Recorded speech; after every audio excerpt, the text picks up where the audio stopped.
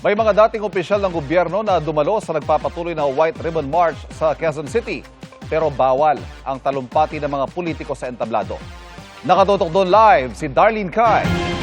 Darlene. Ivan, katatapos lang ng programa dito sa White Plains, kaya agad din nagsialisan yung mga lumahok sa White Ribbon March. Ang pangunahing panawagan nila ay pananagutan sa katiwalian sa pamahalaan. Nasa White Plains Avenue sa Quezon City ang entablado kung saan isinagawa ang programa para sa White Ribbon March ngayong araw. Ang prayer rally na ito ay inorganisa ng Interreligious Leaders Council for National Transformation na binubuo ng mga Katoliko, Evangelic, Protestante at mga Muslim, kasama ang ilang civil society organizations. Nananawagan sila ng pananagutan sa lahat ng mga sangkot sa korupsyon.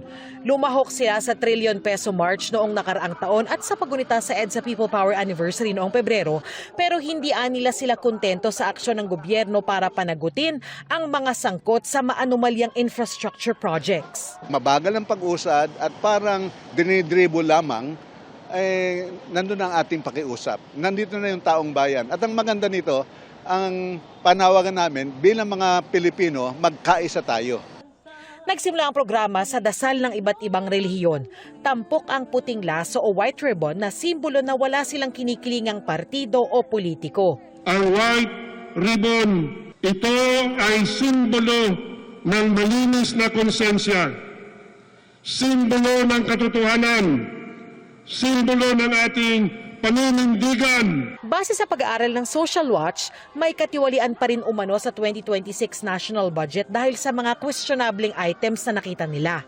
Natukoy namin ang humigit kumulang 319 billion na questionableng pondo sa mga infra projects.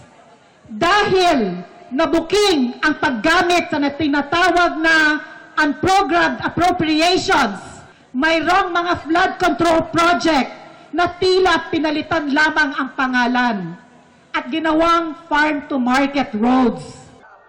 Sinusubukan pa namin kunin ang panig ng Malacanang at DPWH ukol dito. Nasa rally ang mga dating kongresista mula sa mga progresibong grupo gaya ni Lisa Masa, Franz Castro, Teddy Casino sa Turo Ocampo. Nandito rin si dating Chief Justice Maria Lourdes Sereno. Pero bawal magsalita ang mga politiko at opisyal ng gobyerno sa entablado ayon kay Bishop Efraim Tendero. Kami po ay naririto naniningil sa mga opisyalis ng pamahalaan anuman ang kanilang posisyon o partido na managot sa kanilang mga kilos at gamitin ang kapangyarihan para sa kapakanan ng bayan. Mahigpit ang seguridad sa palibot ng White Plains at People Power Monument. Madaling araw pa lang, nandito ng mga pulis, kawani ng MMDA, BFP at Quezon City LGU. Ang isang grupo ng kabataang ito, bumiyahe raw ng 8 oras para lang lumahok dito sa White Ribbon March. Pinili nilang magsuot ng itim sa halip na puti. Hindi po kami maka-Duterte, hindi po pa kami maka-BBM. Nandito po kami para po sa mamamayan. Nandito po kami para iparamdam po sa lahat dito na wala po kaming kinakampihan o wala po kaming ini-idolize. Buong araw, mabagal ang daloy ng trapiko sa EDSA northbound mula Ortigas hanggang White Plains. Sa isang punto, isang lane na lang ang nadaraanan ng mga sasakyan. Gumawa kasi ng barikada ang mga pulis para makadaan ang mga lumahok sa White Ribbon March. Ivan, ilang metro lang mula doon sa entablado ay nakiisa sa rally yung ilang Duterte supporters. Ang sabi ni dating Congressman Mike Defensor na nandito rin kanina ay lumayo na raw sila para hindi magkagulo pero nirerespeto raw nila at nakikiisa sila sa panawagan para sa pananagutan. Yan ang latest mula rito sa Quezon City. Balik sa'yo, Ivan. Maraming salamat, Darlene Kai. Iniutos ng International Criminal Court Trial Chamber 3 ang pag-freeze sa perang nakuha kay dating Pangulong Rodrigo Duterte nang siya'y arestuhin. Iniutos din ng trial chamber sa registry na magbigay ng inventory ng mga gamit na nakuha kay Duterte nang siya'y inaresto. Batay po ito sa filing ng defense na isinapubliko nitong Biyernes. Ang sabi ng defense team, kalabisan ang hiling ng prosekusyon. Dapat daw ay ginagawa ang pagsusuri ilang araw matapos dalhin sa ICC custody si Duterte. At dagdag pa ng kapo ni Duterte, maitutuloy na fishing expedition ang hiling ng prosekusyon.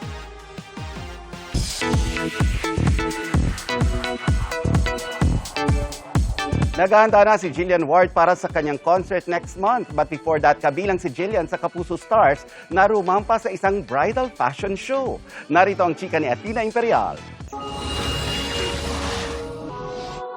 Nagningning ang ganda ng sparkle artist sa isang bridal fashion show sa Pasay City kagabi. Hindi na bago kina Jillian Ward at Angel Guardian ang magmodelo ng mga kasuotan. Bukod sa The Clash Teens, abala rin si Jillian sa paghahanda sa kanyang concert next month. May minimum po kami ng 2 to 3 hours per day. So, minsan nakaka 4 hours a day po kami. Tapos afternoon, nagjo-jogging pa po ako for extra stamina. And I think po na magiging mas rigorous pa po talaga yung magiging training ko kasi gusto ko po talaga na mag-improve pa po ako and talagang ma-polish ko lahat ng gagawin ko sa concert. Si Angel naman nananalo ng Best Actress sa World Class Excellence Japan Award sa pagganap niya bilang Dea. Sa Encantadia Chronicles Sangre, nagsisimula na rin sa bago niyang proyekto. Nakastart na namin taping kahapon. Sobrang excited na ako at gusto ko nang ipakilala sa inyo yung character ko. Si Roxy Smith naman, batikan na sa ganitong larangan. After niyang sumabak sa aktingan sa programang Wish Ko Lang, makakasama ni Roxy ang iba pang beauty queen sa isang project. It's a movie and diba recently I joined Miss Universe Philippines. So that's a little tip for you. It's a movie related to that. Athena Imperial updated sa Showbiz Happenings.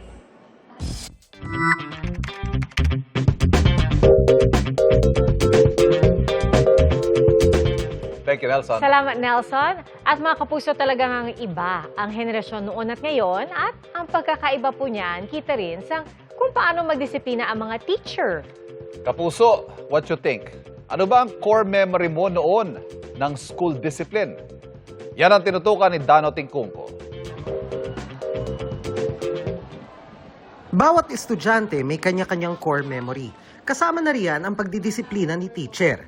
Pero bawat henerasyon ba pare-pareho ang experience? Ganito ang kwento ni na tita at mami nung nag-aaral pa sila.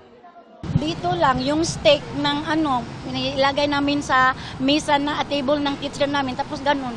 Pag noon, batang 90s, pinapasquat ganila sa ilalim ng araw. Tapos minsan, hihila yung patilya mo, ganun pag wala kang Tapos pinapalo yung kamay mo pag wala kang assignment. Kapag wala kang nagawang assignment, tatayo ka na sa harap. Kapag na-late ka nung araw sa school, hindi ka muna pwede pumasok, nasa labas ka lang muna ng school. Naalala ko ba dati, pagka makulit ka, lilipad ang eraser.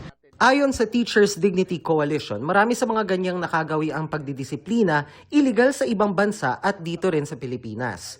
Ang kailangan nating maiklaro talaga ay yung policy natin. Kasi we have of course 7610 yung batas na ipinagbabawal ang lahat ng uri ng pang-aabuso. Ba pinagalitan mo yung bata, pinukpok mo yung lamesa, at yung bata ay nagulat, binato mo ng chalk yung bata, sinabi mo doon sa bata na babagsak kita kapag hindi ka nagpagupit, Lahat ng 'yan ay categorized as abuse, under this RA 7610. Pero sabi ng iba naming nakausap, dahil hindi na raw mahigpit ang mga guro ngayon, kaya hindi na disiplinado ang mga kabataan.